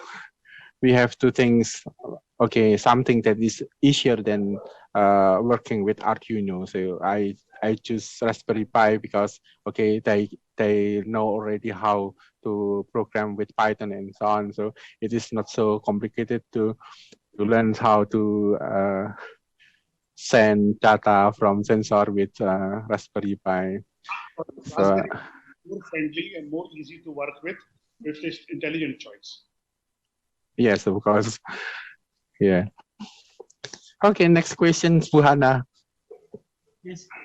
Okay, so we will note that next semester, I think we will more realize the project for this IoT infrastructure, I think, with the colleague of Professor Fias. So through Professor Fias, maybe we try to meet and to join maybe, and then to introduce in our curriculum. Yeah, so there are two parts which are important in the data science, that we have no resources. Yeah, the lecturers have no background on that IoT and database. Yeah, for this case, but I think these two parts are very important in data science. But we haven't delivered these lectures for students. Okay, so we We know, expect. Buhana, we know already some database such as MongoDB and so on, so we can do with I them. mean, But the most important is now how to work with IoT, because this is outside our departments. We have to ask informatics technology faculty and so on. So we have to ask which part should be the curriculum of data science. That's the most important, because of course we cannot work all stuff from working with sensor and then up to deployments and working with IoT and so on. Okay, if we know this all, so we are very happy. But of course, our focus is in data analytics, in machine learning and so on. So some in between of sensor and deployment, something like this. Yeah. Okay. I think what the point is, I want to mention that next semester maybe we can realize the collaboration, for further collaboration by exchange staff or whatever. That I think not exchange, yeah, because we need additional staff to work with according to the database and IoT, because I think we are lacking of staffs actually. So by this webinar, we can continue the collaboration by having a lecture from Allahabad. So then at least, yeah, some lectures internationally can join, help us, at least from Professor Fia's colleagues. That's the point I want to mention. There is the dean here. I think he's agree with the planning. So the next things that I want to discuss is for the students, and because this I think with this technology that we can have a talk, not in our period as master, right? So but with this kind of webinar, I think in future, even we have no pandemic, we can always have this kind of meeting. So yeah, of course. So I mean, particularly in data science, I think we will do the program mostly online. Mostly, I think it's only some part of the program for the student, because some of them students are already working in the company or in the university or in schools. So, but they want to extend their capacity to work, so they have to join the master program. And also there are lots of online programs offered freely. So therefore we need to have tricky or smart strategies how to deliver the lectures, which are cheap, but the quality is still good, competitive to other lectures in the big university. So therefore we expect, so in my mind, so I expect we can do the lectures online. Yeah, of course, maybe sometimes staff can come because to interact more details about the work, in the project. Okay. I want to add one important thing here, that compared to other subjects, there are some areas in data science which requires more laboratory or hands-on experience. So you can always have lectures online, but it should be properly supplemented by the local support for the practicals and hands-on. So maybe not every time we invite the student to the campus or to the laboratory, but maybe once in a fortnight or once in a week, whichever is required by the course. The hands-on and practical also has to be simultaneously conducted along with the lectures. Otherwise, the lectures alone will not be complete actually. So that please try to add this laboratory and practical component as an essential part of the subjects. Most of the subjects in data science will require such laboratories.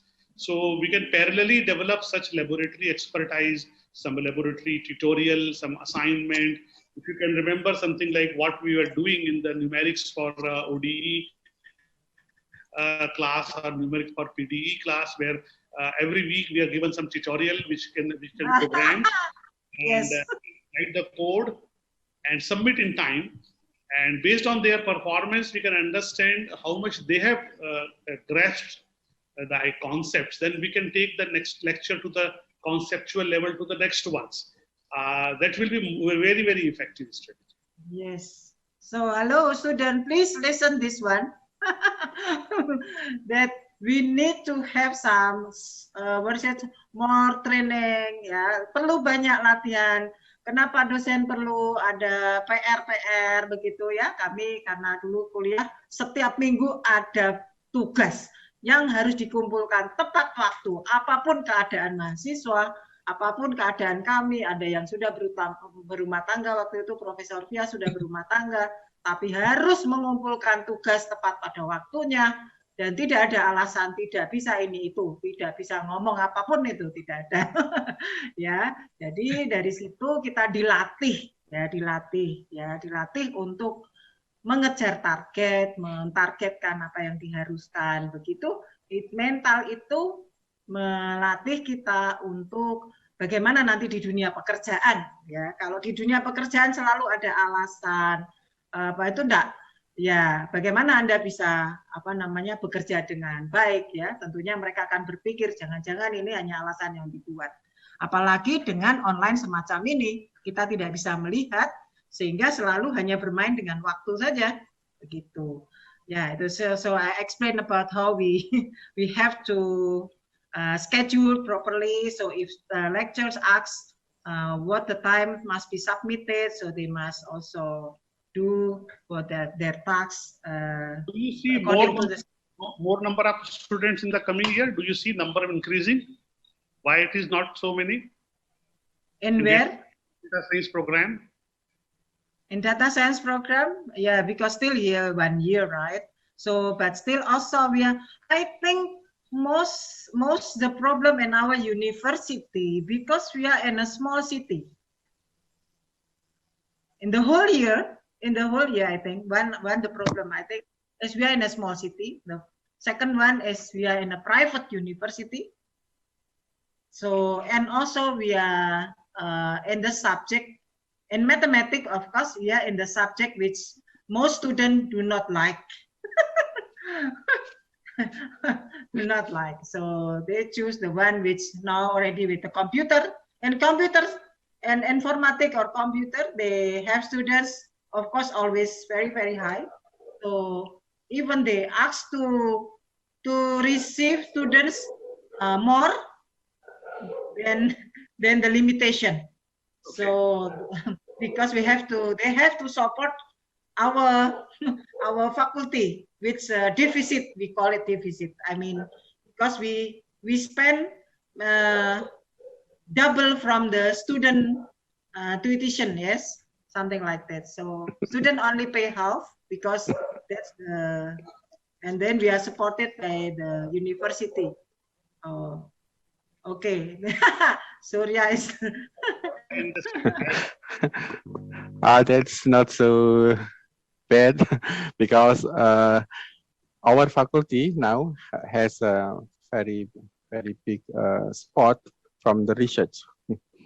So the money come from the research is more than from the students. It is especially for the faculty of science and mathematics, okay. Not the other faculty. Yeah. Okay. Yeah. Okay, yeah. So yeah, though we are in a small faculty, but in the number of research is greater than other faculty. That's the point you mentioned. Yeah. Okay, so halo every student, halo students, ada yang mau bertanya atau dosen? Yes, ma'am. One question. Okay, Daniel. Daniel is a teacher in private school. Yes. And he's also a master student. Okay. Our favorite student. Oh, no. Okay, Okay. Thanks, ma'am, for the opportunity, and also thank you, Prof. Fias, for the sharing. Actually, what I'm asking about, it's also about sharing, and maybe more about experience. Because as a new, I am a newbie in the world of data science. There are but some shocks that I faced, especially when I realized that data science is not like a independent field of study, like maybe physics, even though it has relations with other subjects like math and chemistry, but we can be strict about the boundaries between physics and the other subject. But in data science, many times I found out that, oh my goodness, when I have to do that data science, I have to learn. I have to learn even nuclear, and I thank Sir Surya for supporting me every time I'm loaded with all the theory that I have learned. He always told me that, okay, this one is not our part. You don't need to care about it. But I think as a newbie, I need to build a skill how to think like a data science, so I will not be worried about all the knowledge that I have to master before I can do any project in any, this interdisciplines field. Mathematics, now when I meet business, oh my goodness, I have to learn business and accounting, and oh my goodness, it will totally driving me crazy, sir, Prof. So in your opinion, what can I do to help me to think like a data scientist? I mean, okay, even though I'm not measuring at nuclear field, for example, but I can't know what can I do, and yeah, I mean that skill. I think we really need that skill to think like a data scientist, and it's so difficult. Thanks, sir. Your questions and your queries were very legitimate and very genuine when it comes from the persons who have been in the classical science subjects. Classical because those subjects are the foundation subject and they are already settled and established pillars of the science and technology. As you can see, the broad foundations of the mathematics and the statistics and physics are almost settled for, you can say, almost a century. But if you see the computer science, another science, if you can understand, and information technology, they are yet in progress subjects. They're yet in progress science. They're yet in progress technology. And to be honest, apart from very basic building blocks or very basic foundation, almost everything here is constantly changing. And that's not the conflict only for you who comes from the suppose classical science background, for example, mathematics and physics or statistics. But this is a dilemma for even other people who are graduated in computer science and doing the data science now. So they always are challenged with many advancements, many changes. And so what we teach them in their first lecture is like this. So we tell them, if you are entered in data science, please remember there's only one thing which is constant, and that is change. Oh no. So they are ready because they already are aware as a generation who started using the mobile phones when the mobile phones have only capability to talk and not to see. Then they went through another era of generation of mobile technology improvement. And not only the phone, but the phone is also an internet. The phone is also a small computer. So they all are, this generation is aware about the constantly changing environment around us. And from everywhere we are generating data from our mobile phones movement. The tracking data is being collected from our Google searches, the profile, the preferences are being collected. So as the data is also collected from various varying sources and varying technology, so please be ready for a roller coaster ride in data science. Welcome to data science.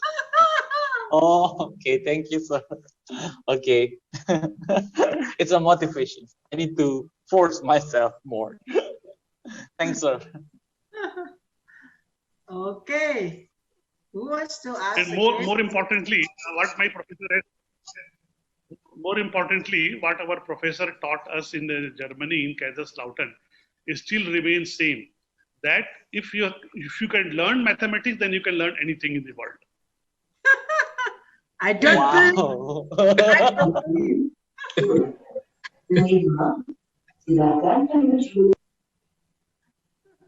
Oh, siapa itu? That's mathematician who is telling that, but yeah, that's not. It's mathematician, but he is physics.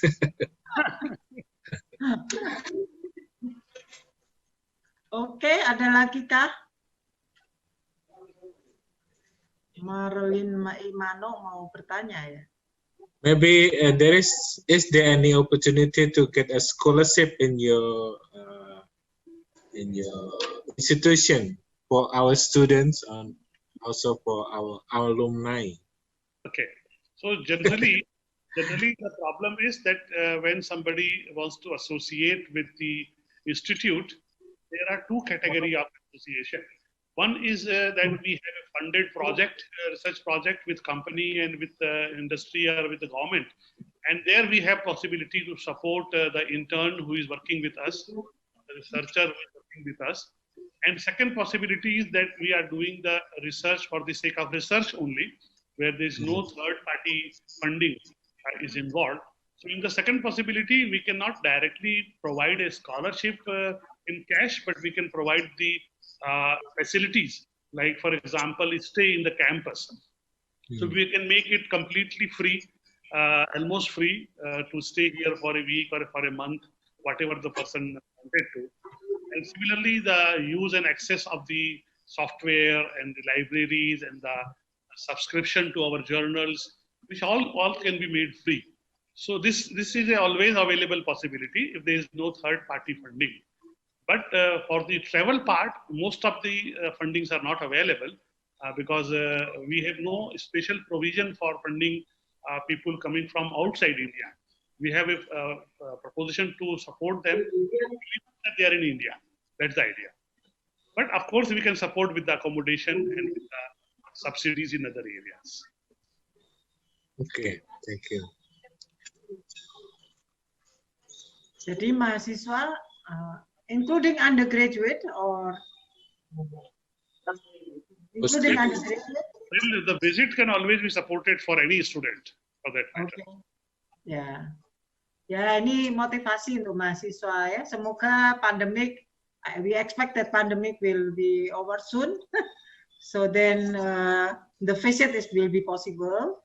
Yeah, so we try to support students for having international experience to India. I think the flight will not be too expensive. Yeah. Okay, hello everybody. Masih ada, there are still 4 minutes. Prof, yes. If we invite you to come here, so how long you can stay here? Generally, we have this vacation period 2 times in a year. So once it is in the month of December, where we can spare time from 2 weeks to 4 weeks maximum. And second is in the month of May and June, where we can have time for 4 to 6 weeks. So these are the longer and shorter durations which our totally in our hands. And even the other problem not appearing, for example, this problem of pandemic level restriction, I can use these days as per my own convenience to stay and visit somewhere. I have a commitment and contract with a German university to visit at least 2 to 4 weeks every year, and that I choose in the month of June. So I can use this time wherever this is possible. That's great. Maybe Hannah will. Okay, we should talk about this in detail. Maybe we will ask also the Adi to support us. Hopefully, we can do that. Otherwise, we have to ask the university to support. Okay, welcome to our place here. Sure, I would like to. Love to go there, and I have a travel funds also every year. Generally, I'm not able to use because Germans used to give me travel funding also. So I can spend some money from my own travel fund also if it is required. So don't worry about the travel cost. The only thing there is something which is not generally supported. Okay, thank you. Yeah, okay. But I think this year is not possible, right? No? Right, you can see the travel restrictions already because of Corona. Yeah. We don't know because in Indonesia and in India is different maybe situation. It not be too active. You don't have any trouble with Corona? No, we have, but I mean, from different town to another town will be different situation. But could you conduct a normal offline classes, physical appearance classes, or it's online? They're still online. We have still online. The same problem. Same problem. Yeah. Okay, sudah 3:30. It's already 15:30 in our time. So, and your place is already evening, right? Cukupkah Pak Adi? Yeah, I think it's enough. Maybe other staff, Dr. Didit, Dr. Bambang, maybe. Hello. Mr. Tunjung, are you around? I'm all right. Thank you. Thank you. It was really a great opportunity to have Professor Bias with us. Ya, jadi mungkin bisa supervisor tambahan kan bisa Pak dengan Profesor Bias. Ya, wonderful. Knowledge management. Ya. Jadi sudah di kesempatan. Ya, semoga September sudah dinyatakan tidak pandemik ya, sehingga tahun depan dia Desember Profesor Pias already free, and also what is that, April and June ya, and June. Up to June, up to June. Yeah, May up to June.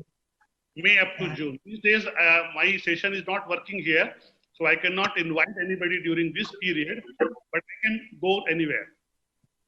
Oh, okay. Yeah, I mean, maybe next year, at least the best time, whether Professor Fias will come or our staff will be there. Sure. Yeah.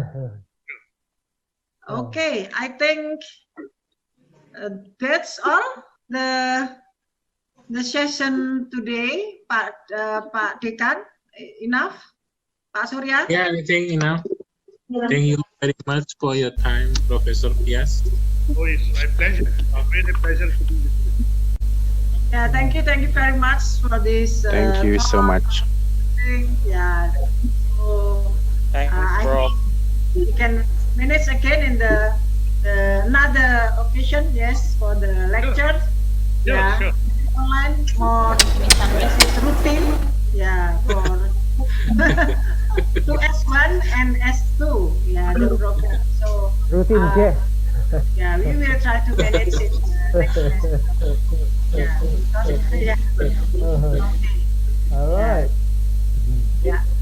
Thank you very much for this meeting, Professor Fias. This is a very, very wonderful time to you and also all the participants. We are very thankful for your joining us to celebrate our first year master program, and we hope that for the next seminar or webinar we can also have a meeting with another problems or another talk. Ya, oke, so dalam hal ini, halo Andi, TV Andi, kami mengucapkan terima kasih dan menyerahkan semua kembali platformnya ke TV Andi, dipersilakan.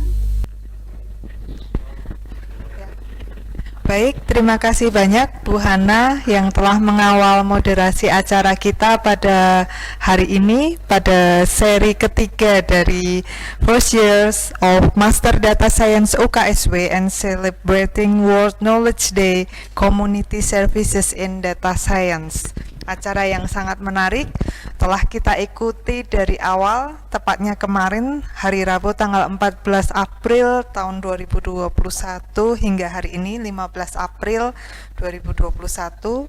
Terima kasih kami ucapkan kepada Universitas Kristen Satya Wacana sebagai penyelenggara utama dan juga Universitas Petra Surabaya, Badan Teknologi Atom Nasional atau BATAN. Kemudian juga terima kasih kepada Pradita University, Universitas Allahabad India, dan Victoria University of Wellington. Terima kasih atas kerjasama yang sangat baik dalam 2 hari penyelenggaraan acara kita ini.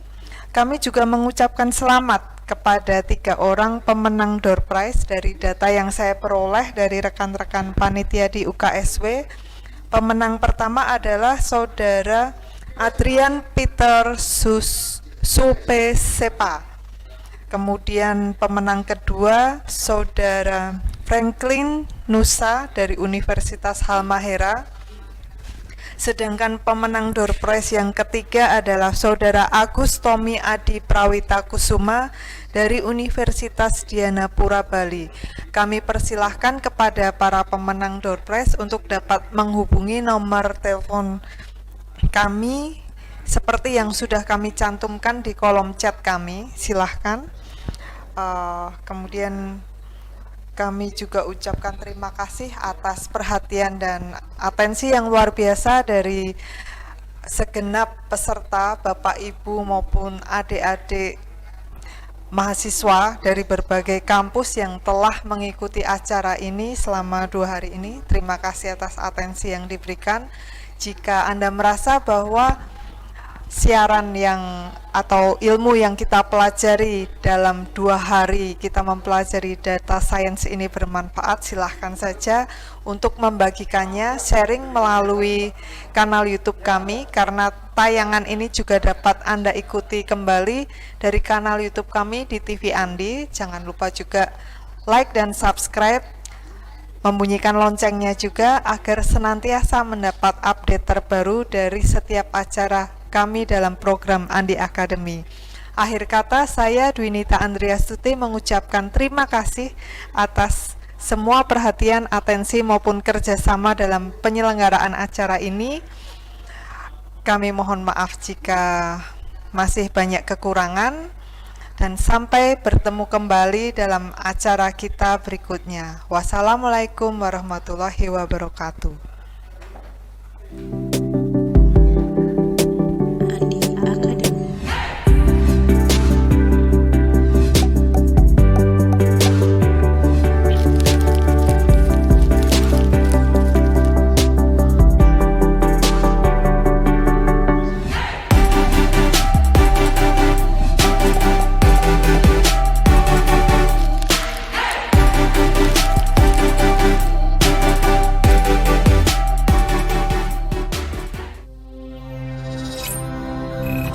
Andi Academy. Knowledge to inspire nation.